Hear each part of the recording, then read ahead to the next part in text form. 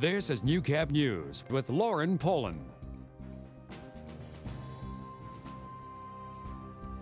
Good evening and thanks for sharing your time with us. We start tonight with the latest on a tragic snowmobile crash outside of Edgerton, which claimed 3 lives.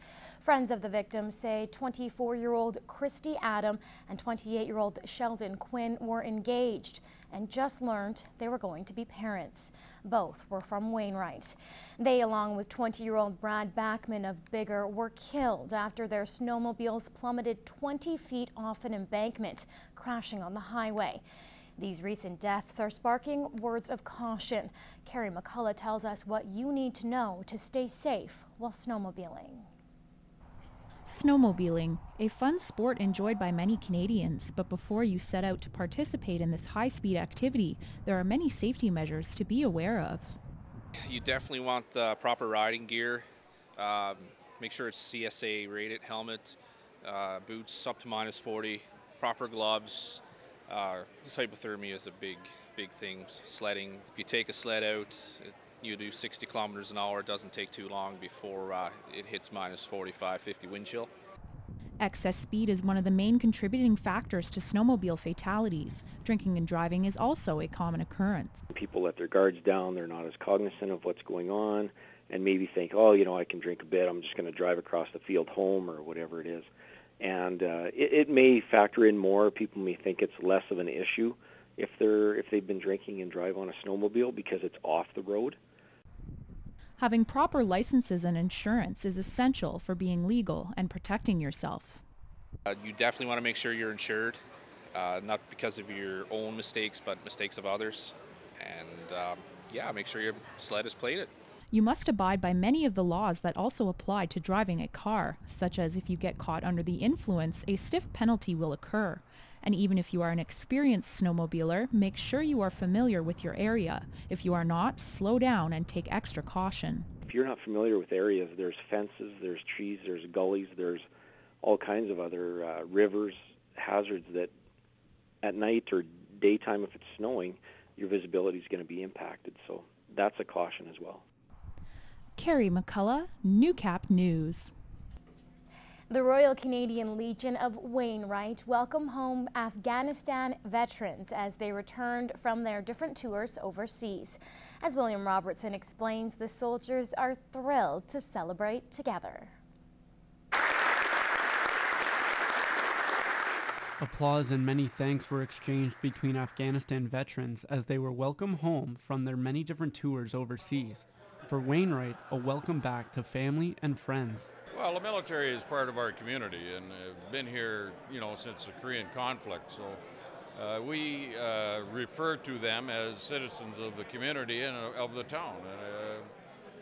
To welcome them back and to say thank you is a small token of what they've probably been through. For the veterans, the welcoming is a true honor as they are able to share it with their fellow soldiers. This day is extremely humbling. I can only echo the words of our base commander, Mr. Blackburn, and say that just for the Legion to put off something like this for the members who've been in Afghanistan and who have returned, and also in memory of those who have not returned, it's an extremely humbling experience. I'm very honored.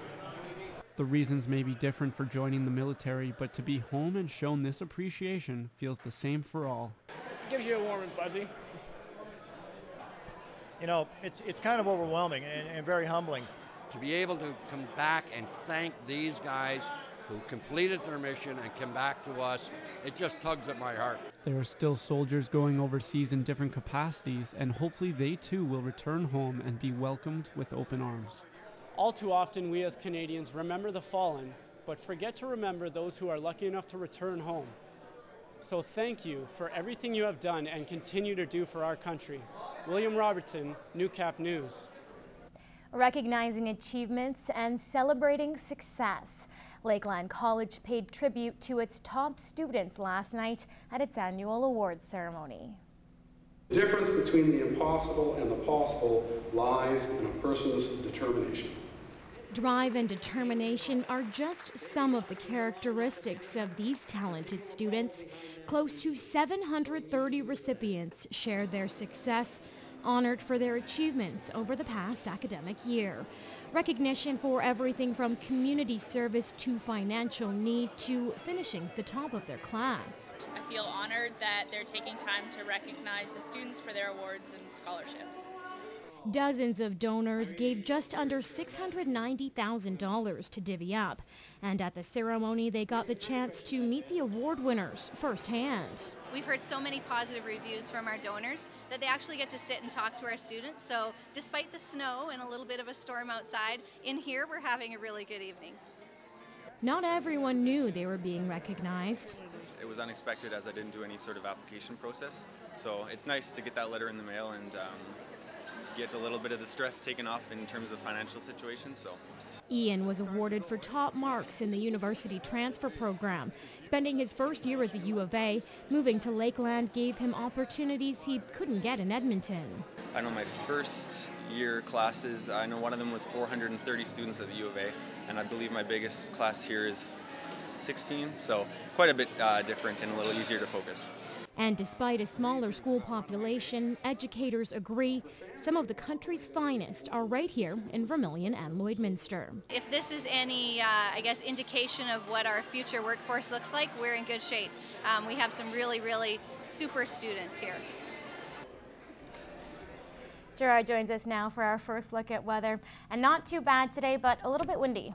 Yeah, a little bit on that side too. Misty, cloudy kind of day. Not too pretty to look at. Wind chill, not really our friend either. Yeah, so those are the concerns that we take in tonight. And of course, it's icy out there, so be careful as you go along. Let's have a look at what we're dealing with, all right? -8 is where we're sitting, and actually, we hit our highest temperature of the day, actually, just after midnight. So that's really just the sum of how the day has been, and the wind chill values, -14, that's the highest it's been true for the better part of the day. The wind out of the northeast at the moment at 15, humidity at 85%. It's a similar story right across the region, a little dusting going on in Cold Lake and area, cloud cover as well, and running a 60% chance of seeing some more dusting before the midnight hour. We've got details coming up a little later in the cast. Coming up, the showcase kicks off with a bang in the border city. All the details of day one after the break.